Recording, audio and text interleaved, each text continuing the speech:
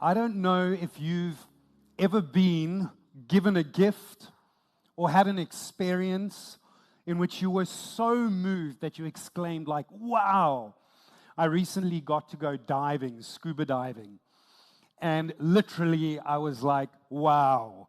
I was like a kid exploring this land I had never known, kind of looking at these fish and these kelp forests. It was a moment that was wondrous for me. And then I had to come back into the real world and felt the weight of that tank once you're no longer floating in the water. And I had to go back to my world of the things that are familiar. And it's weird because this nativity scene behind me is quite familiar to all of us. In fact, even if you weren't a follower of Jesus or you were from another religion, that picture would be familiar in many ways. Yet it's strange how much wonder can be associated with that simple image. Capturing the moment when Jesus was born in a stable alongside shepherds and sheep to a virgin mother and a father who was a carpenter. In fact, that's become so familiar that some of us may even ask where the wonder is in this moment. It seems so familiar, so unimpressive and mundane. Another Christmas card, another year, another family gathering. Where is the wonder, and why should there be any? Perhaps if we contemplate the context of this moment, it would help us. So let's rewind and go back 730 years before this image was recorded in history. And in that historical period, in the Old Testament scriptures, 730 years before, it documents a moment where a prophet, a man of God, who was the voice of God to the people, prophesied, and he was seeking to encourage a king of Judah not to lose hope in an upcoming battle, but to trust his God. And so this prophet's name is Isaiah, and he says to this king 730 years before that image these words in Isaiah 7 verse 14. All right then, the Lord himself will give you a sign. Look, the virgin will conceive a child. She will give birth to a son and will call him Emmanuel, which means God is with us. Theologians tell us that within the context of Isaiah's words, speaking of the birth of a child that will be God with us to a virgin, there was an immediate fulfillment. Those words that Isaiah was speaking were in that moment to this king in a palace with a young unmarried woman that was going to give birth to a son, and they would call him Emmanuel, as a sign that God was with them in the upcoming battle that this king of Judah was so afraid of. And Isaiah was saying this would be a sign to encourage the king not to lose faith. But while those words had an immediate historical application, encouraging a king who was afraid of a battle he might lose, they were more wondrously prophesying of the coming of a different kind of king, who would win the war for the salvation of all men from death through his birth to a virgin Mary. And his name was Jesus, the Son of God. And that's what's captured here in this seemingly unimpressive picture of the Nativity. The fulfillment of a prophecy 730 years later. How did the words of a man to a king in a palace prophesy in such detail the sovereign work of God's fulfilled promise through a different king born in a manger 730 years later? We don't know the answers. All that we can do is wonder as we consider God's sovereign ways working out in our lives over periods of time that we can't even comprehend. As we look upon this image, after considering its prophetic relevance from 730 years previously, and its implications for our salvation today, in some way it suddenly becomes more than just a mundane moment captured on a Christmas card. It becomes a personal reflection of the lengths that God was willing to go to reconcile me to himself because of his great love for me before I could ever earn his approval. With deeper comprehension comes a renewed sense of wonder of this moment and its meaning.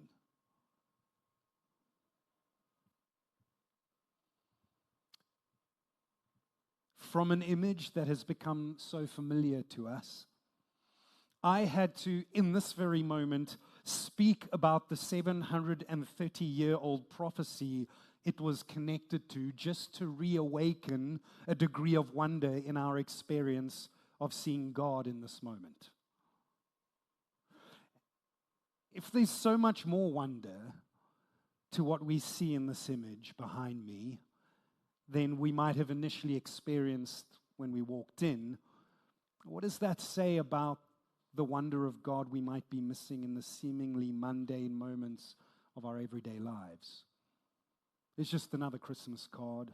Oh, it's just another birthday. Just another sunset. Just another day at work.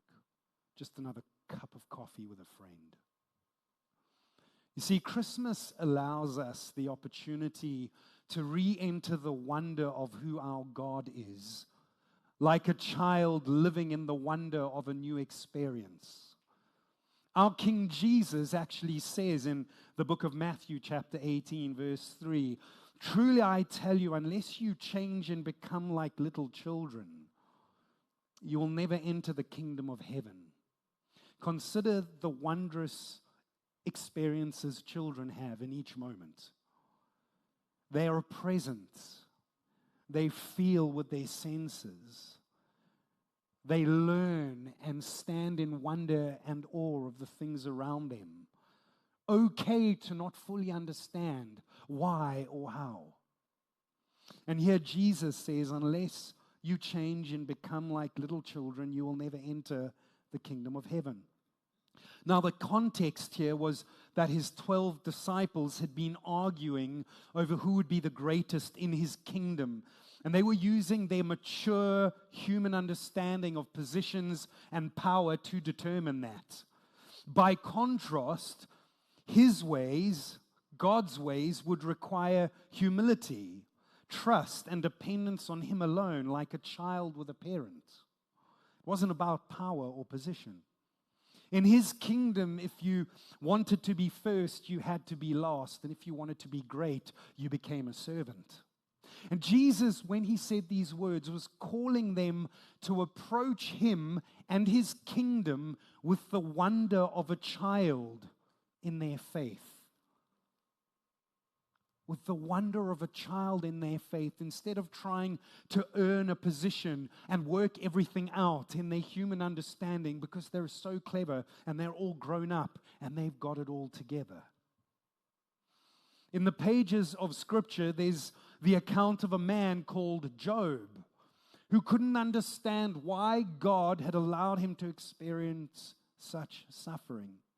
He had faithfully served God, yet lost everything, including his family. And while he could only see desolation, a friend tried to console him with the words of Job chapter 5, verse 9, saying, God does wondrous things that cannot be understood. He says God does wonders that cannot be understood. He does so many miracles, marvelous acts, they cannot be counted. He's almost saying to Job, all you can see is desolation. But what if you embrace the wondrous sovereignty of God in this situation? Job needed to begin seeing his circumstances through the wonder of a God he did not fully understand. Why, God, my family? I served you. There's so many other people that deserve this, not me. He had to begin seeing his circumstances through the wonder of a God he could not fully understand, like a child embracing the unknown with the trust that mom or dad will look after them. He needed to embrace a childlike faith that didn't need all the answers to accept the sovereignty of his heavenly Father in his situation. What would change if we began to see the difficult and mundane moments in our lives through the mystery of God's sovereign ways, like optimistic children who think their fathers are invincible? Perhaps the dislocated hip of Jacob would hold the wonder of God's blessing instead of us just seeing brokenness.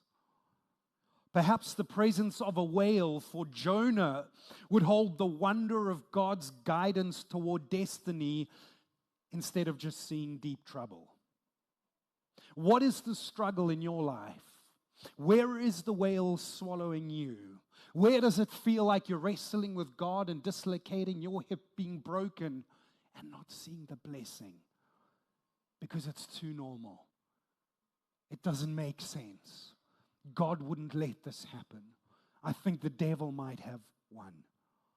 What if we had a childlike faith that embraced the wonder of God in these things?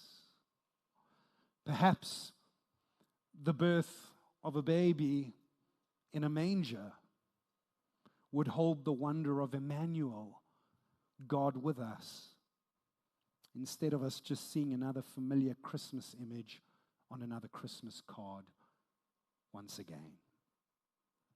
You see, we need to bring wonder back into our faith, and we've lost that as Christians because we've assumed we're supposed to have all the answers. When we do that, our faith is based on striving, not surrender. And some of our greatest moments of faith may be making peace with what we don't know, anchored in what we do about who our God is. We need to bring wonder back into our faith, seeing God through the mundane rhythms of life in order to embrace the blessings in front of us that are often overlooked. You see, unbelief sees God through the lens of circumstances. Unbelief sees God through circumstances. So if things aren't going well, God's not there.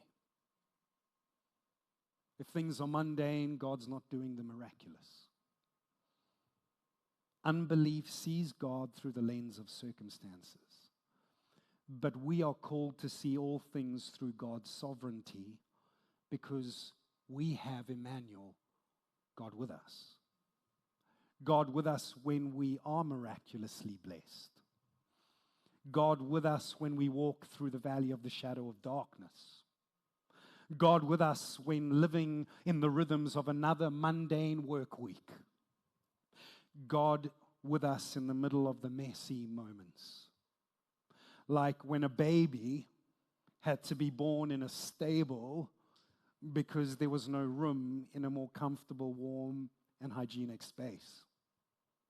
It's interesting how God can even be in the less than ideal moments of our lives while we're in the midst of His perfect will. It's interesting how doors can be closed in our face the moments we need them with desperation, yet we can live in the middle of the will of God.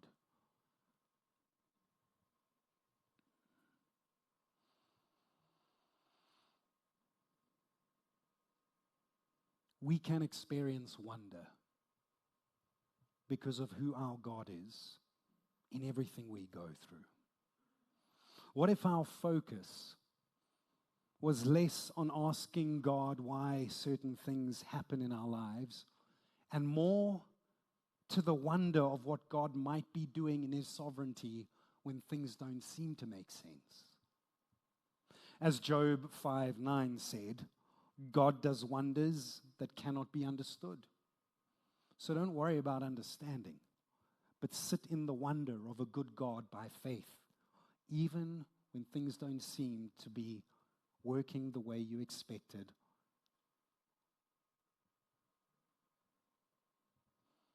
This seemingly mundane moment we see on this picture was miraculous.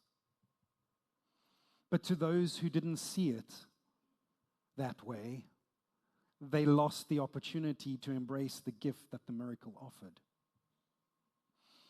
In John chapter 1, verse 46 in the Bible, a man called Nathanael, who was seeking God, said of where Christ grew up, "Can anything good come out of Nazareth?" In Mark chapter 6, verse 3, Jesus enters his hometown with the ability to heal the sick and cure people of diseases. And the locals say, "Oh, he's just a carpenter, the son of Mary." What looks to you like the mundane might carry the wondrous miracle power of a good God. Yet so often we can overlook that because we don't equate the miraculous with the mundane. We recognize a God through circumstances instead of seeing His sovereignty through everything. And it's interesting because as those locals go, "Well, you know what, this is just a carpenter, the son of Mary," it then tells us in verse 5, it says, "And because of their unbelief," you see, they were seeing God through circumstances. Circumstances to them didn't make sense because if He was this mighty God, He wouldn't be as common as a carpenter married to a woman called Mary that they knew. And then it tells us, because of their unbelief, Jesus couldn't do any miracles among them. How often do we miss the gifts God's wondrous work offers us through the moments in our everyday lives because we assume the miraculous work of God is only found beyond the mundane, beyond moments like this in which a child, a human, is born into the hands of a woman in a stable. For Moses, the miracle was found in raising his familiar and unglamorous shepherd's staff over the Red Sea. For David conquering Goliath, it was using the sling he had mastered as part of his everyday activity in looking after his father's flocks. For a widow who expected that she would die because of a famine, it was the very normal flour and oil she thought she lacked that would miraculously multiply. God does the miraculous through the mundane, the same way God saved us by becoming like us in human form. This is a miracle. The heavenly miracle was manifest in this humanity. And this is the wonder of Christ's birth, that the Son of God became man to enable men to become the sons of God. So can we see heaven's hand in our human moments? How does understanding that change the way we see this moment?